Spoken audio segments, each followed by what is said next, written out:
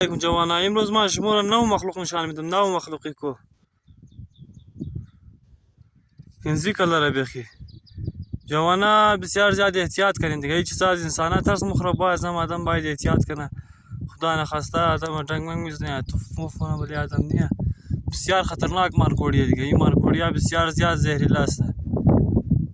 سیاه و خاکی کلره بسیار زیاد ایتر کلرها بسیار زیاد خطرناکه. نیه جوانا بسیار زیاد احتیاط کنید.